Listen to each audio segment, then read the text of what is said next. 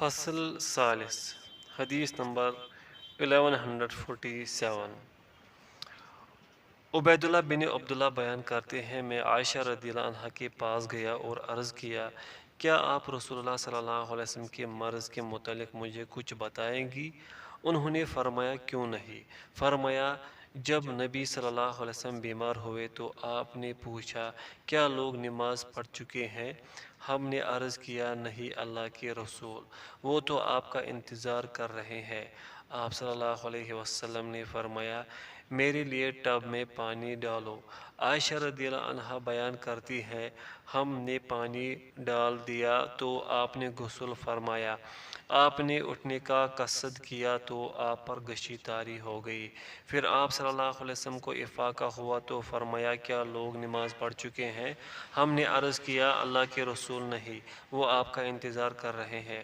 آپ صلی اللہ علیہ وسلم نے فرمایا، میرے لیے ٹب میں پانی ڈالو۔ آپ نے بیٹھ کر غسل فرمایا، پھر اٹھنے کا قصد کیا تو آپ پر غشی طاری ہو گئی۔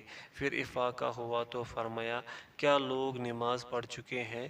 ہم نے عرض کیا، نہیں اللہ کے رسول، اور لوگ مسجد میں کھڑے نماز عشاء کے لیے نبی صلی اللہ علیہ وسلم کے منتظر تھے۔ نبی صلی اللہ علیہ وسلم نے ابوبکر رضی اللہ عنہ کی طرف پیغام بھیجا کہ وہ لوگوں کو نماز پڑھائے۔ قاصد ان کے پاس آیا اور اس نے کہا، رسول اللہ صلی اللہ علیہ وسلم آپ کو حکم فرما رہے ہیں کہ آپ لوگوں کو نماز پڑھائے۔ ابوبکر رضی اللہ عنہ نے، جو کہ رقیق القلب تھے، فرمایا، عمر آپ نماز پڑھائے۔ تو عمر رضی اللہ عنہ نے انہیں فرمایا، آپ اس کے زیادہ حقدار ہیں۔ ابوبکر رضی اللہ عنہ نے ان ایام میں نماز پڑھائی۔ پھر نبی صلی اللہ علیہ وسلم نے اپنی طبیعت میں بہتری محسوس کی تو آپ دو آدمیوں، ان میں سے ایک عباس رضی اللہ عنہ تھے، کے سہارے نماز ظہر کے لیے تشریف لائے، جبکہ ابوبکر رضی اللہ عنہ نماز پڑھا رہے تھے۔ جب ابوبکر رضی اللہ عنہ نے آپ کو دیکھا تو وہ پیچھے ہٹنے لگے، لیکن نبی صلی اللہ علیہ وسلم نے انہیں پیچھے نہ ہٹنے کا اشارہ فرمایا۔ آپ صلی اللہ علیہ وسلم نے فرمایا، مجھے ان کے پہلو میں بٹھا دو۔ انہوں نے آپ کو ابوبکر رضی اللہ عنہ کے پہلو میں بٹھا دیا اور نبی صلی اللہ علیہ وسلم نے بیٹھ کر نماز ادا کی۔ عبید اللہ بیان کرتے ہیں، میں عبداللہ بن عباس رضی اللہ عنہما کے پاس گیا تو میں نے انہیں کہا، کیا میں تمہیں وہ حدیث بیان کروں جو عائشہ رضی اللہ عنہا نے رسول اللہ صلی اللہ علیہ وسلم کے مرض کے متعلق مجھے بیان کی ہے؟ انہوں نے فرمایا، بیان کرو۔ میں نے ان سے مروی حدیث انہیں بیان کی تو انہوں نے اس حدیث میں سے کسی چیز کا انکار نہ کیا، البتہ انہوں نے یہ پوچھا، کیا انہوں نے عباس رضی اللہ عنہ کے ساتھ دوسرے آدمی کے نام کے بارے میں تمہیں بتایا تھا؟ میں نے کہا، نہیں۔ انہوں نے فرمایا، وہ علی رضی اللہ عنہ تھے۔ متفق علیہ۔ حدیث نمبر 1148۔ ابو ہریرہ رضی اللہ عنہ بیان کرتے ہیں، جس نے رکوع پا لیا تو اس نے رکعت پا لی، اور جسے سورہ فاتحہ نہ ملی تو وہ خیر کثیر سے محروم ہو گیا۔ اس کی سند ضعیف ہے۔ حدیث نمبر 1149۔ ابو ہریرہ رضی اللہ عنہ بیان کرتے ہیں، جو شخص امام سے پہلے سر اٹھا لیتا ہے اور اس سے پہلے جھکا دیتا ہے تو اس کی پیشانی شیطان کے ہاتھ میں ہے۔ اس کی سند ضعیف ہے۔ باب 2 مرتبہ نماز پڑھنے والے آدمی کا بیان۔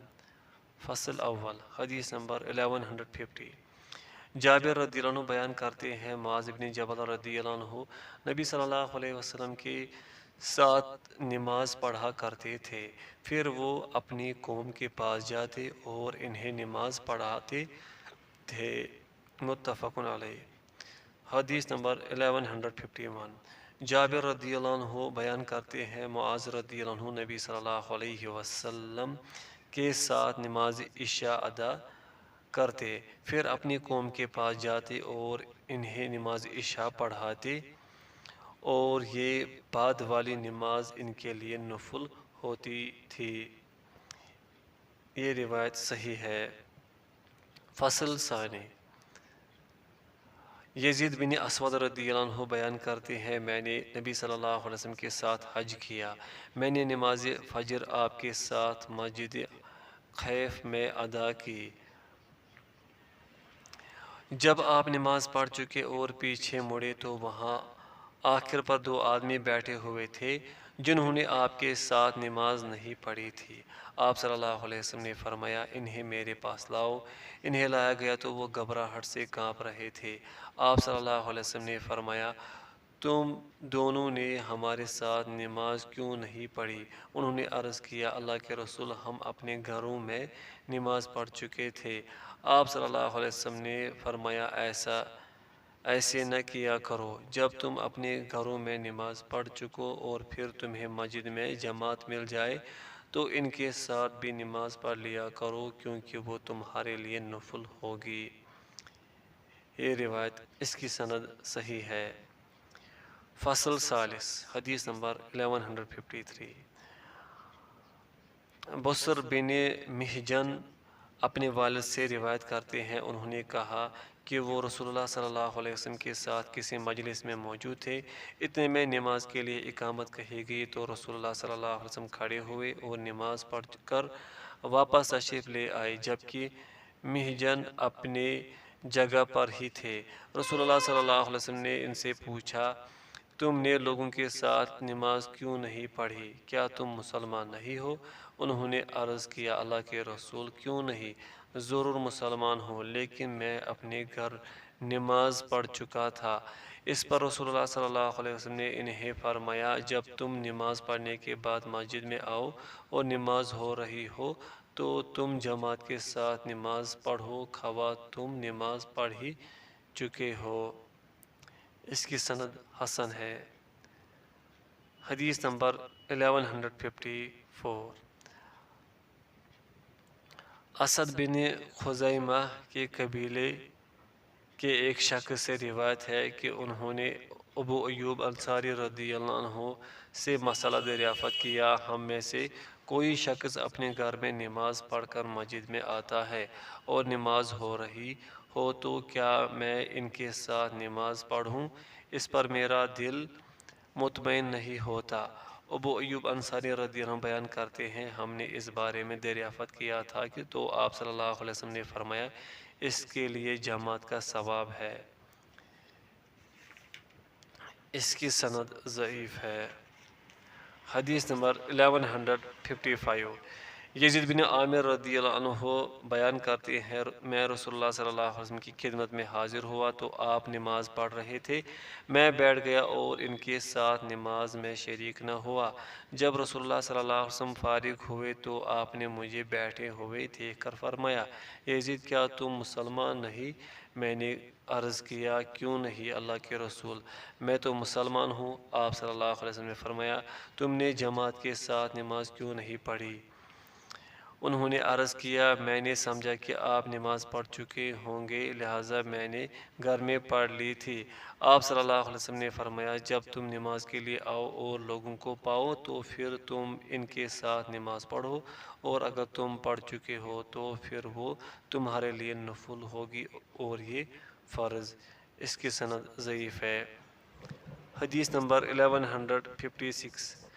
ابن عمر رضی اللہ عنہما روایت ابن عمر رضی اللہ عنہما سے روایت ہے کہ کسی آدمی نے ان سے دریافت کیا، اس نے کہا میں گھر میں نماز پڑھ لوں اور پھر مسجد میں باجماعت نماز پڑھوں تو پھر کیا میں جماعت کے ساتھ شریک ہو جاؤں؟ انہوں نے اس سے بتایا ہاں۔ اس آدمی نے کہا میں ان میں سے کس کو اپنی فرض نماز قرار دوں؟ ابن عمر رضی اللہ عنہما نے فرمایا کیا تجھے اس کا اختیار ہے؟ اس کا اختیار تو اللہ عز و جل کو حاصل ہے کہ وہ ان میں سے جسے چاہے فرض بنائے۔ اس کی سند صحیح ہے۔ حدیث نمبر 1157۔ میمونہ رضی اللہ عنہا کے آزاد کردہ غلام سلیمان بیان کرتے ہیں ہم مقامی بلاد پر ابن عمر رضی اللہ عنہما کے پاس آئے تو وہ لوگ نماز پڑھ رہے تھے۔ میں نے ابن عمر سے پوچھا کیا آپ ان کے ساتھ نماز نہیں پڑھتے؟ انہوں نے فرمایا میں پڑھ چکا ہوں اور میں نے رسول اللہ صلی اللہ علیہ وسلم کو فرماتے ہوئے سنا ایک نماز کو ایک ہی دن میں 2 مرتبہ نہ پڑھو۔ اس کی سند صحیح ہے۔ حدیث نمبر 1158۔ نافع رحمۃ اللہ علیہ بیان کرتے ہیں کہ عبداللہ بن عمر رضی اللہ عنہما فرمایا کرتے تھے، جو شخص نماز مغرب یا نماز فجر پڑھ لے پھر وہ انہیں امام کے ساتھ پالے تو وہ انہیں دوبارہ نہ پڑھے۔ اس کی سند صحیح ہے۔ باب سنتوں اور ان کی فضیلت کا بیان۔ فصل اول، حدیث نمبر 1159۔ ام حبیبہ رضی اللہ عنہ بیان کرتی ہے، رسول اللہ صلی اللہ علیہ وسلم نے فرمایا، جو شخص دن اور رات میں فرض نماز کے علاوہ 12 رکعتیں پڑھتا ہے تو اس کے لیے جنت میں ایک گھر بنا دیا جاتا ہے۔ ظہر سے پہلے 4 اور اس کے بعد 2 رکعتیں، مغرب کے بعد 2 رکعت، عشاء کے بعد 2 اور نماز فجر سے پہلے 2 رکعتیں۔ ترمذی اور مسلم کی روایت میں ہے کہ انہوں نے کہا، میں نے رسول اللہ صلی اللہ علیہ وسلم کو فرماتے ہوئے سنا، جو مسلمان آدمی ہر روز فرائض کے علاوہ اللہ کی رضا کی خاطر 12 رکعتیں نفل ادا کرتا ہے تو اللہ اس کے لیے جنت میں ایک گھر بنا دیتا ہے، یا اس کے لیے جنت میں ایک گھر بنا دیا جاتا ہے۔ یہ روایت صحیح ہے۔ حدیث نمبر 1160۔ ابن عمر رضی اللہ عنہما بیان کرتے ہیں، میں نے رسول اللہ صلی اللہ علیہ وسلم کے ساتھ ظہر سے پہلے 2 رکعتیں پڑھی اور 2 اس کے بعد، مغرب کے بعد 2 رکعتیں آپ کے گھر پڑھی اور 2 رکعتیں عشاء کے بعد آپ کے گھر میں پڑھی۔ اور انہوں نے بیان کیا، حفصہ رضی اللہ عنہا جو کہ آپ کی بہن تھی نے مجھے حدیث بیان کی کہ رسول اللہ صلی اللہ علیہ وسلم فجر طلوع ہونے پر ہلکی سی 2 رکعتیں پڑھا کرتے تھے۔ متفق علیہ۔ حدیث نمبر 1161۔ ابن عمر رضی اللہ عنہما بیان کرتے ہیں، نبی صلی اللہ علیہ وسلم جمعہ کے بعد گھر تشریف لے جا کر صرف 2 رکعتیں پڑھا کرتے تھے۔ متفق علیہ۔ حدیث نمبر 1162۔ عبداللہ بن شقیق رحمۃ اللہ بیان کرتے ہیں، میں نے رسول اللہ صلی اللہ علیہ وسلم عبداللہ بن شقیق رضی اللہ عنہ بیان کرتے ہیں، میں نے رسول اللہ صلی اللہ علیہ وسلم کی نفل نماز کے رحمۃ اللہ بیان کرتے ہیں، میں نے رسول اللہ صلی اللہ علیہ وسلم کی نفل نماز کے متعلق عائشہ رضی اللہ عنہ سے دریافت کیا تو انہوں نے فرمایا، آپ صلی اللہ علیہ وسلم ظہر سے پہلے 4 رکعتیں میرے گھر میں پڑھتے، پھر نماز پڑھانے تشریف لے جاتے، پھر آ کر 2 رکعتیں پڑھتے، پھر آپ نماز مغرب پڑھاتے، پھر گھر تشریف لا کر 2 رکعتیں پڑھتے، پھر نماز عشاء پڑھاتے اور میرے گھر تشریف لا کر 2 رکعتیں پڑھتے۔ آپ وتر سمیت 9 رکعت نماز تہجد پڑھا کرتے تھے۔ آپ رات دیر تک کھڑے ہو کر نماز پڑھتے اور دیر تک بیٹھ کر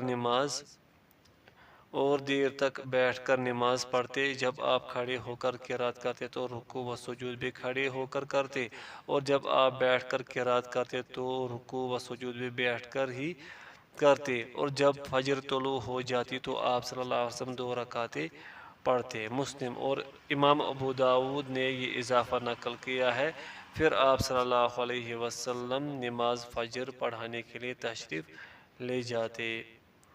رواہ مسلم و ابو داود۔ حدیث نمبر 1163۔ عائشہ رضی اللہ عنہ بیان کرتی ہیں، نبی صلی اللہ علیہ وسلم نوافل میں سے فجر کی 2 رکعتوں کا بہت خیال رکھتے تھے۔ متفق علیہ۔ حدیث نمبر 1163۔ حدیث نمبر 1164۔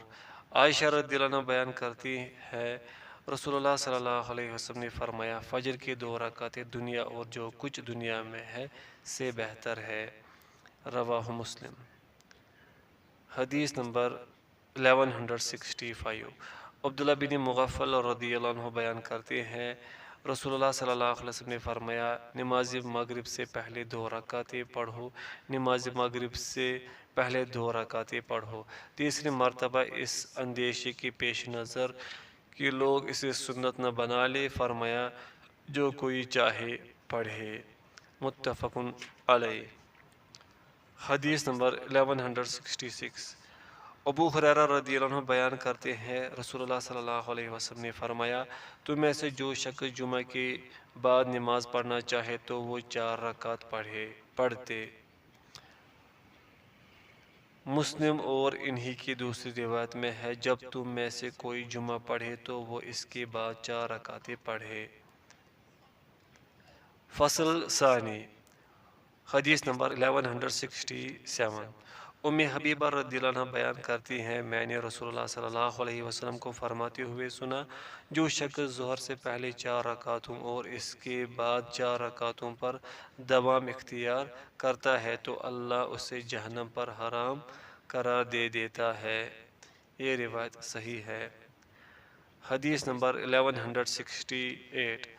ابو ایوب انصاری رضی اللہ عنہ بیان کرتے ہیں رسول اللہ صلی اللہ علیہ وسلم نے فرمایا، ظہر سے پہلے 4 رکعتوں کے لیے جن میں سلام نہ پھیرا گیا ہو آسمان کے دروازے کھول دیے جاتے ہیں۔ اس کی سند ضعیف ہے لیکن اس کی ضعیف بھی شواہد ہے۔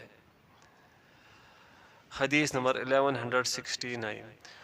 عبداللہ بن صائب رضی اللہ عنہ بیان کرتے ہیں رسول اللہ صلی اللہ علیہ وسلم زوال آفتاب کے بعد نماز ظہر سے پہلے 4 رکعتیں پڑھا کرتے تھے، اور آپ صلی اللہ علیہ وسلم نے فرمایا یہ وہ گھڑی ہے جب آسمان کے دروازے کھول دیے جاتے ہیں، لہٰذا میں پسند کرتا ہوں کہ اس وقت میرا کوئی عمل صالح اوپر جائے۔ اس کی سند صحیح ہے۔ حدیث نمبر 1170۔ ابن عمر رضی اللہ عنہما بیان کرتے ہیں رسول اللہ صلی اللہ علیہ وسلم نے فرمایا، اللہ عصر سے پہلے 4 رکعتیں پڑھنے والے شخص پر رحم فرمائے۔ اس کی سند حسن ہے۔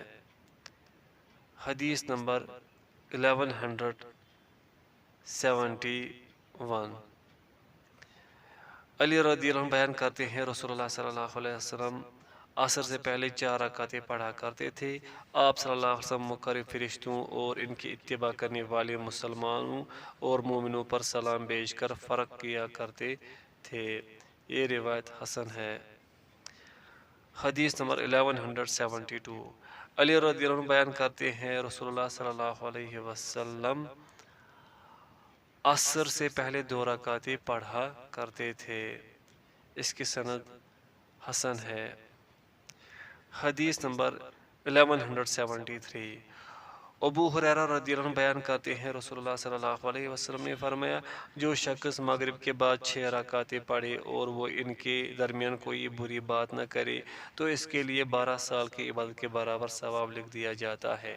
ترمذی۔ انہوں نے کہا یہ حدیث غریب ہے، ہم اسے صرف عمر بن ابی خثعم سے مروی حدیث کے حوالے سے جانتے ہیں، جبکہ میں نے محمد بن اسماعیل یعنی امام بخاری رحمۃ اللہ کو فرماتے ہوئے سنا وہ منکر حدیث ہے اور انہوں نے اسے بہت زیادہ ضعیف قرار دیا ہے۔ اس کی سند ضعیف جداً ہے۔ حدیث نمبر 1174۔ عائشہ رضی اللہ عنہا بیان کرتی ہیں رسول اللہ صلی اللہ علیہ وسلم نے فرمایا، جو شخص مغرب کے بعد 20 رکعتیں پڑھتا ہے تو اللہ اس کے لیے جنت میں گھر بنا دیتا ہے۔ اس کی سند موضوع یعنی من گڑت ہے۔ حدیث نمبر 1175۔ عائشہ رضی اللہ عنہ بیان کرتی ہیں رسول اللہ صلی اللہ علیہ وسلم جب بھی عشاء پڑھ کر میرے پاس تشریف لاتے تو آپ 4 یا 6 رکعت نماز نفل ادا کرتے تھے۔ اس کی سند ضعیف ہے۔ حدیث نمبر 1176۔ ابن عباس رضی اللہ عنہما بیان کرتے ہیں رسول اللہ صلی اللہ علیہ وسلم نے فرمایا، ستاروں کے ڈوبنے کے بعد سے مراد فجر سے پہلے کی 2 رکعتیں اور سجدوں کے بعد سے مغرب کے 2 رکعتیں ہیں۔ مغرب کے بعد 2 رکعتیں ہیں۔ اس کی سند ضعیف ہے۔